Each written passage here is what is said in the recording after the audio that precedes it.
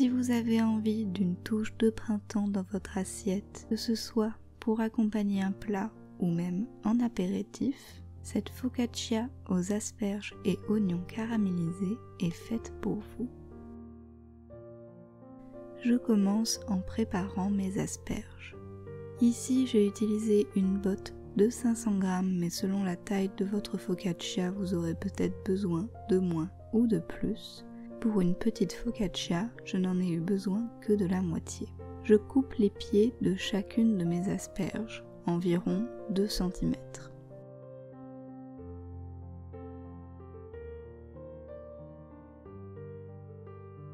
Je suis tombée sur un lot d'asperges particulièrement filandreuses. J'espère que vous serez plus chanceux que moi.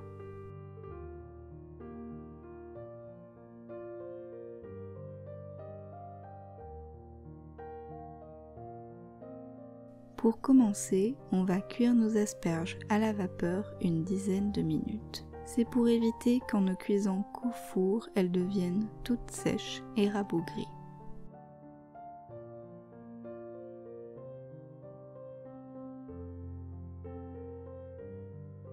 Pendant que nos asperges cuisent, on va préparer les oignons caramélisés. Je coupe finement un oignon.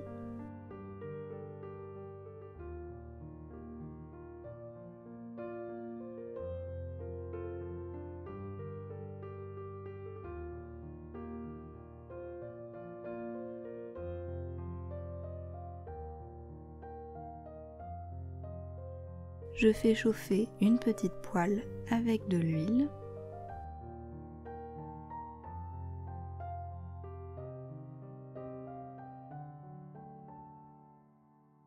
Et j'y mets mon oignon coupé en lamelles.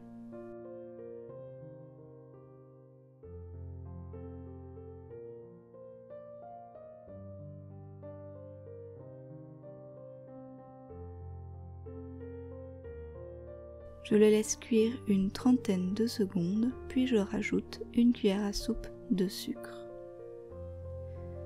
Ça dépendra probablement de vos oignons. En tout, j'ai dû utiliser environ 3 cuillères pour avoir un beau résultat caramélisé.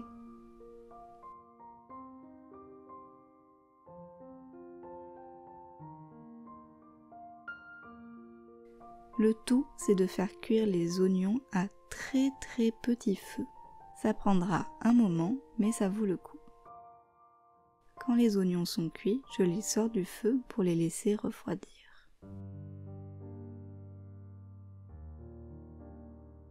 Je ne vous montre pas comment faire ma pâte à focaccia parce que c'est tout simplement ma recette de pâte à pizza. Et oui, je ne me prends pas la tête, j'utilise tout simplement la même recette. Je vous l'ai déjà montré, mais pas de panique, la recette sera en lien dans la barre d'infos. Dans mon moule, je mets un peu d'huile d'olive. Je pose ma pâte qui a déjà eu une première pousse. Puis je l'étale en appuyant bien avec les doigts pour donner cette forme de focaccia.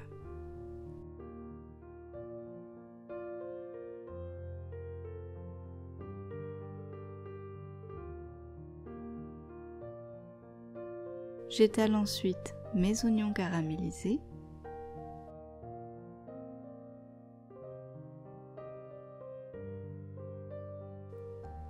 Puis mes asperges, un peu comme je le peux.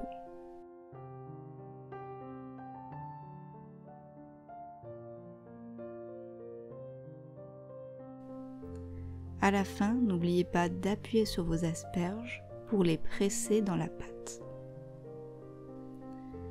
Une fois que c'est fait, j'arrose généreusement d'un filet d'huile d'olive, et oui, c'est très important dans une focaccia, puis je saupoudre de fleurs de sel. Je vous conseille de laisser pousser votre focaccia un petit peu, mais je trouve de toute manière qu'elle poussera quoi qu'il en soit au four. Il ne nous reste plus qu'à la faire cuire dans un four préchauffé à 200 degrés jusqu'à ce que les bords soient dorés. Et voilà notre focaccia. C'est une recette vraiment très simple. La pâte à pizza fonctionne très bien et c'est justement une super idée si vous avez un reste de pâte. Vous pouvez mettre les légumes que vous voulez sur le dessus, vous pouvez même simplement mettre du romarin, mettre des olives, des tomates séchées. Soyez créatifs et faites avec ce que vous avez dans vos placards. J'espère que cette recette vous aura plu. Si c'est le cas, n'oubliez pas de me le dire en commentaire et de me mettre un petit pouce bleu. N'oubliez pas de vous abonner à la chaîne si vous aimez ce type de contenu. Merci d'être de plus en plus nombreux, ça me fait ultra plaisir. On se revoit la semaine prochaine pour une autre recette. Donc en attendant la prochaine vidéo, je vous fais des très gros bisous et je vous dis à très bientôt.